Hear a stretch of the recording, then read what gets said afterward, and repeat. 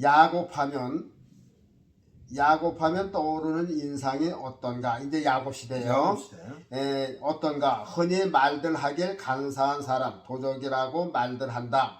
태어날 때부터 형의 발꿈치를 잡고 나온 아이였다. 이기려는 근성이 보인다.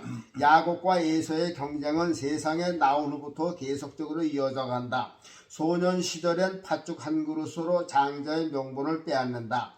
형을 추격해 나가기 시작한다. 축복권도 손아귀에 넣는다. 외삼촌의 집에 가서도 그 집 처녀들을 싹쓸이한다. 끝내기 작전으로 외삼촌의 재물로 거부가 되어 돌아온다. 네.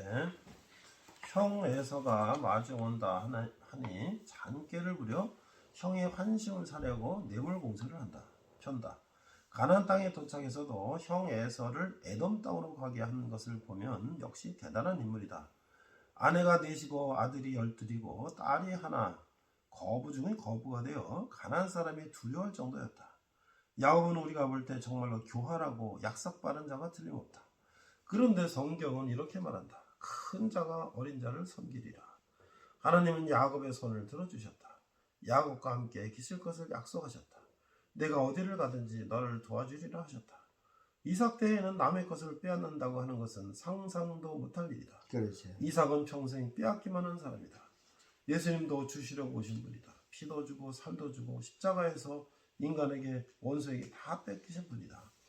오른편 뺨을 때리면 왼편 뺨도 들여대라고 하시고 속옷을 달라고 하시면 겉옷까지 주라고 하셨다. 이삭의 삶을 보면 어딘지 모르게 좀 어리석고 순하게 빼앗기고 당하고만 산 모습이 꼭 예수님이 사신 모습과 흡사하다. 예수님이 빼앗기고 뺨 맞고 머리 맞고 포박을 당해도 대항하지 않는 모습이 바로 몇 년 전에 이미 이삭이라는 사람 속에서 보여주셨던 것이다. 그런데 그 아들 야곱은 기질이 딴판이었다. 자기 아버지의 기질을 조금도 닮지를 않은 것 같다. 속이고 빼앗고 해도 하나님은 야곱을 지켜주셨다. 야곱은 성령의 하나님 기질을 닮은 것으로 보여진다.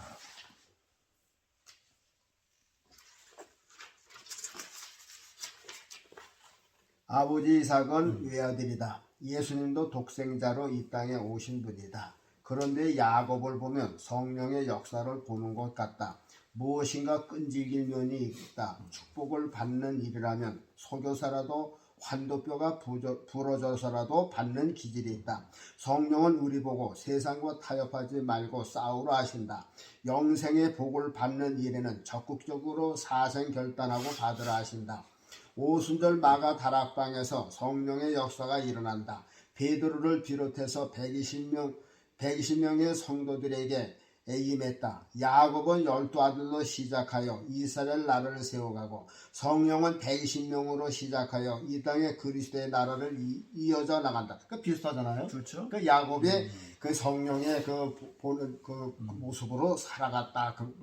그 야곱은 12아들이고 성령은 120명으로 시작을 해서 야곱은 이스라엘 나라를 세우고 성령은 그리스도 나라를 세우고 그러니까 이거 참 저 세 사람이 삼위일체 하나님의 그 역할을 감당한 거다. 이렇게 보여지더라고요.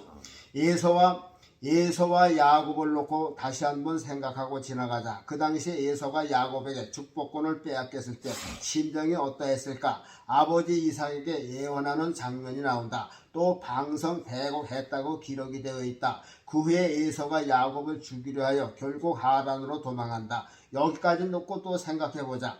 축복권을 먼저 받은 이스라엘 민족, 이스라엘이 장자네요. 그렇죠. 이제 이스라엘을 우리 올 적에 축복권을 먼저 받은 이스라엘 민족이다. 에서와 같이 장자권을 받았는데 야곱에게 빼앗기듯이 장자인 이스라엘 민족이 이방인 우리들에게 빼앗긴 것이다. 우리가 이제 그리스도를 통해서 이제 축복권을 뺏은 거죠. 장자권 축복권을 빼앗긴 에서가 야곱을 죽이려 하듯 복을 받아 교인들이 불어나니까 두렵기도 하고 부럽기도 하여 방송대곡하고 시기하여 죽이려 하는 에서와 같은 유대인들이 베드로를 잡고 핍박하고 사울과 같은 자들이 잡으려 하고 죽이려 하니까 야곱이 하란으로 피난하듯 성도들이 고향을 등지고 안디옥으로 아시아로 피난하여 흩어져서 복음을 전하는 광경의 모습인 것이다. 네.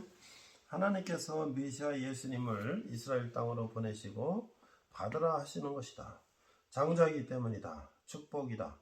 복이다 하는 것은 이 땅에 있는 것이 아니다. 양이나 재물을 논하는 것이 아니다. 메시아 예수님이 복이고 그렇죠. 축복이다. 예.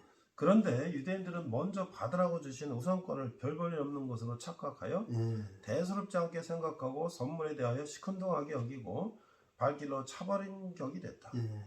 유대인들이 발로 차버린 보화를 야곱 같은 둘째 아들 격인 이방인들이 귀한 보배로 보고 받아들인 것이다. 그렇죠. 에서는 지난날에도 장자권을 귀하게 생각하지 않다가 동생 야곱한테 밥죽 한 그릇에 팔더니 이번에는 멀리 가서 어렵고 힘들게 구하다가 기회를 놓친 것이다. 이스라엘 백성이 곧 에서 같은 제물로 율법으로 행함으로 계명으로 드리려다 놓친 것이다. 야곱은 의리에 있는 양을 잡아 드렸다. 오늘날 하나님께서 좋아하시는 별미는 무엇일까? 돈을 많이 드리면 기뻐하실까? 새벽기도 하루도 안 빠지고 나가면 좋아하실까? 좋은 일 많이 하면 좋아하실까? 그런 것도 필요하다. 그러나 정말로 기뻐하시고 좋아하시는 별미는 어린 양 되시는 예수 그리스도의 피만이 하나님의 기뻐하시는 별미가 되는 것이다. 또 야곱의 아들들이 12이나 된다. 이것은 성령의 열매가 3,000명, 5,000명 많은 것을 보여주는 것이다. 야곱은 천사와의 씨름에서도 이긴 자다. 그래서 이스라엘이라는 새로운 이름도 받았다. 오늘날 우리가 기도할 때에 성부 하나님, 성자 하나님, 성령의 하나님을 부르며 기도하듯 이스라엘 조상들의 이름을 부르며 아브라함의 하나님, 이삭의 하나님, 야곱의 하나님이라 부르면서 기도한 것은 아브라함은 하나님의 성품과 모습이 보이지 않는 내면에 잠재해 있기 때문이다. 이삭도 마찬가지로 예수님의 피가 흐르고 있는 것을 볼 수가 있다. 야곱의 기질은 꼭 가지고야 마는 기질이다. 장자권도 손아귀에 넣었다. 축복권도 받았다. 천사도 이겼다. 여자들을 다 취했다. 재산도 모두 손에 쥐었다. 고향으로 돌아와서 이스라엘 민족을 세운다. 성령님은 어떤가? 가는 곳마다 탈취하신다. 가는 곳마다 이기신다. 3,000명, 5,000명씩 세상을 이기고 돌아오게 하신다. 예루살렘과 유대와 사마리아를 성령의 손아귀에 넣으셨다. 안디옥도 취하시고 아시아를 점령하신다. 성령은 가는 곳마다 이기시고 점령하신다. 야곱은 천사와의 싸움에서 이겼다. 성령은 로마와 싸우신다. 엎치락 뒤쳐락 하다가 결국 로마도 성령의 손안으로 들어왔다. 성령은 거기서 그치지 않고 전 세계를 손아귀에 넣으셨다. 야곱은 의삼촌에 있는 모든 것을 다 가지고 고향으로 돌아간 것처럼 성령은 이 세상에 있는 하나님의 백성들을 모아서 고향인 천국으로 데리고 가시는 것이다. 이스라엘 백성들이 기도할 때 아브라함의 하나님, 이삭의 하나님, 야곱의 하나님으로 기도한 것은 오늘날 우리들이 삼일체 하나님, 즉 성부, 성자, 성령의 하나님으로 부른 의미가 담겨 있는 것이다. 네. 이 세 족장들 아브라함, 이삭, 야곱을 하나씩 이렇게 다시 보고 또 이 세 족장이 성부, 성자, 성령 하나님과 비교해 보니까 어떻게 이거를 미리 이렇게 보여주신 것을 연결해서 이렇게 생각할 수 있다는 게 참 이게 하나님의 은혜인 것 같아요. 그렇죠? 그래서 네. 그게 이제 그런 잠깐만 그 성경 읽다 보면 네. 그 후손들이 아브라함의 하나님, 이삭의 하나님, 야곱의 하나님 이렇게 부르는 걸 그게 뭐가 이유가 있을 것이다. 그게 자꾸 닿더라고요. 그러다가 이제 쭉 이제 연결해서 생각을 하다 보니까 그러니까 이 열쇠는 반드시 예수님이야. 그래서 예수님을 통하지 않고는 안 되고요. 그러니까 이단이 돼 진짜 그거는 예수님께서 자기 생각으로 주소 맞추는 건 안 되고 성경을 쭉 나열해놓고 신약과 구약을 이렇게 하다 보니까는 좀 그런 거 같더라니까요. 그런 게 어떻게 아니라 그런 거 같더라. 그래서 사실 이게 관주라는 게 관주라는 게 구슬을 깨우는 거잖아요. 그렇죠. 그러니까 신약과 구약이 다 구슬이 다 깨어서 이게 연결이 되는 거잖아요. 그렇죠?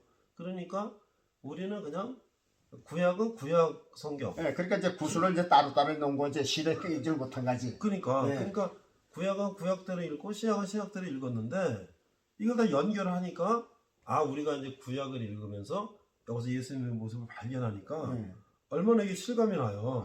그리고요 성경은요 100번 철번 읽어도 재미가 있고 신이 나죠. 예수님은 좀 더 깊이 알아갈 수가 있고요. 내가 이거 하여튼 장로님하고 이제 우리 내용의 진성찬 이걸 공부하면서 야, 이런 시각을 생각하셨다는 게 하나의 은혜인 것 같아. 이런 이 생각을 주신 거. 예, 그래서 저 많은 사람들이 또 이걸 사도 바울도 참- 그러잖아요. 사도 바울이 저 제일 먼저 다메섹에서 예수님 만나고 그 베드로를 만났어요. 정상이 아니에요. 네. 선배들을 만났어야 되는 건데 그 사도 바울 그래서 내가 받은 건 사람에게서 배운 게 아니라 그렇죠, 그렇죠. 그래서 저 아라비아 광에 가서 그렇죠. 3년씩 기도하고선 그러니까 그 말하자면 계시로 전부 다 안 거란 말이죠. 그렇죠. 그래서 이제 이게 그러니까 성경을 일단은 성경을 많이 읽어야 뭐가 이제 통하는 거지. 그렇죠. 그러다 보니까 이제 그게 내가 아는 거는 뭐 신학교에서 배운 것도 아니고, 그러니까요. 응? 뭐 목사님 설교를 통해서 조금씩은 이제 다 이렇게 이제 그렇죠. 종합이 되죠. 받는 건데 이게 종합적으로 내 신앙을 만들어가는 거는 그건 저 성령님과 나와의 관계. 그렇죠. 그러니까 그렇죠. 저기 주시는 자하고 받는 자밖에 몰라요. 그렇죠. 계시라고 하는 거는 그렇죠. 속닥속닥 내가 저 목사님 귀에다 속닥속닥 하는 건 목사님하고 나만 아는 거지 다른 사람은 몰라요. 마찬가지로 이게 뭐 은혜 받았다 뭐 이런 것도 성령하고 성령께서 주시고 받는 사람밖에는 몰라요. 그러니까 이제 그런 은혜를 내가 받았는데 나 혼자만 이거를 그냥 막 그렇죠. 좋은 거니까 그렇죠. 나 혼자만 갖고 있는 게 네. 아니라 같이 우리가 한번 이 좋은 거를 네. 같이 한번 우리가 한번 이걸 누려보자 네. 하고 같이 나누는 거잖아요. 목사님 이제 지금 봤지만요. 네. 저는 이것을 저 지금 듣는 사람은 뭐 어떻게 될지 모르지만 저는 이런 걸 한번 깨달으는 건요. 어느 때는 막 엉엉대고 울었어요. 그렇죠. 너무 기뻐서. 그렇죠. 그렇죠. 우리 지났지만 그렇죠. 다윗하고 골리앗하고 싸우면서 그렇죠. 독하게 그 몰매를 떨리해서 이마 탁 박힌 거 그냥 우리는 그냥 싸우고만 보잖아요. 네. 나는 그 예수님하고 사탄하고 싸우면서 십자가에서 그 마귀의 머리를 깨는 게 그게 보이더라니까요. 그걸 봤을 때 너무너무 기뻐갖고 지금도 그 생각만 하면 그냥 속에서 두근두근해요. 근데 이렇게 기가 막힌 것을 내 마음속에만 가둬뒀으니까 이거 어떻겠어요. 그러니까. 예? 근데 사도 바울도 저 핍박받는 게 두려운 게 아니라 자기 속에 하나님 말씀이 나가지 못하는 것 더 애석해 여기잖아요. 그 나도 이제 나이 먹어가는데 그렇다고 해서 어디서 신문 내가 뭐 목회를 해서 교인들한테 알릴 수도 없고 생판 모르는 사람한테 또 이거 무슨 그러니까 이건 야 이거 어떻게 해야 되나 이거 한 2, 30년 전서부터 어떻게 해볼까 하다가 안 된 게 자, 이게 여러분들 이게 지금 장로님이 처음에 얘기하셨던 컨테이너에 이제 이거 성경을 하나님 주신 은혜를 다 기록해 놓은 거를 이 교회 주일날 교회 갔는데 집에 불나가지고 이걸 다 탔는데 어떻게 이거를 불구덩이 속에 들어가서 건져냈는데 이 원고가 지금 이렇게 가장자리만 타고 안에가 있는 거예요, 그렇죠? 그래서 이걸 다시 이제 또 타입 치고 또 해가지고 이 책이 나온 거예요. 그러니까 참 이게 정말 이게 하나님과의 정말 이 장로님과의 근데 이게요 난 이거 사랑이 이 결정체지 이게.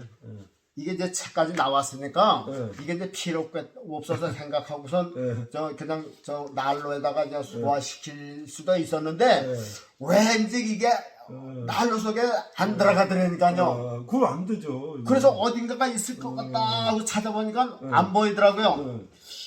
근데 야, 이게 내가 어디서 태웠나로 찾았어요. 있더라니까. 이게 지금 이게 이 원고가 지금 이렇게 이렇게 그냥 여기만 타고서 네. 거기서 8, 90%는 그냥 남았더라니까. 불탄 원고가 이렇게 남아 있어요. 아유 참 이게. 그래서 야 이게 이제 이걸 갖다가 저 쓰레기 봉지에다가 담았었어요. 네. 에이 나 같은 게 무슨 책이야. 응?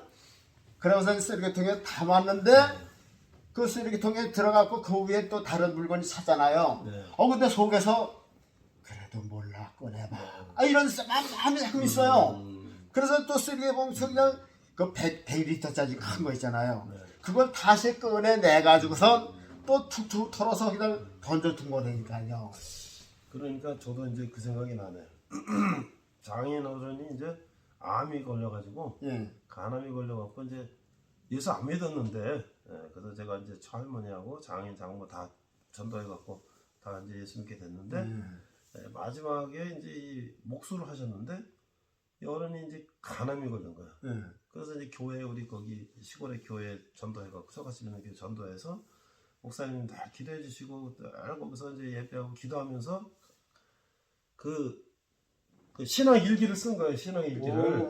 그 장모님처럼 이 다이어리 같은 거에다가 이제 이거 쓰시더라고요. 내가 어느 날 처가지 갔더니 뭐 이렇게 쓰고 계셔요. 그래서 이렇게 보니까 몇 월 며칠 뭐 이렇게 하고 쓰는데 뭐 예수님 십자가에 막 돌아가신 걸 묵상하고 근데 암이라는 게 얼마나 아파요. 아유 무척 아프죠. 통제하고 아픈데 입을 뒤집어서 끙끙하면서 그걸 쓰시는 거예요.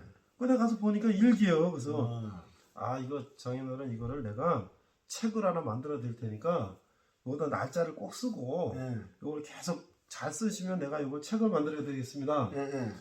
근데 돌아가실 때까지 이게 한 몇 권 한 거예요. 그래서 그걸 내가 교회 이제 청년들한테 용돈 주면서 이거 타이프 치라 그래가지고 그거를 이제 책 제목을 마음의 기도로 암을 이겼다. 그래서 출판사에 낸 건 아니고 그 인쇄집에 가서 이걸 인쇄해가지고 교인들한테 나눠주고 우리 이제 식구들도 나눠주고 그랬는데 모르겠어요. 이제 이게 나중에 또 어떻게 책이 돼서 나올지는 모르겠는데 그 신앙의 유산이에요. 가족들이. 그렇죠. 장로님도 지금 이거는 신앙의 유산에서 많은 사람들에게 이제 또 같이 은혜를 나누는 책이 됐고 이거 지금 불에 타놓은 거는 자식들이 이제 물려받는 거예요. 이게 다 신앙의 유산으로.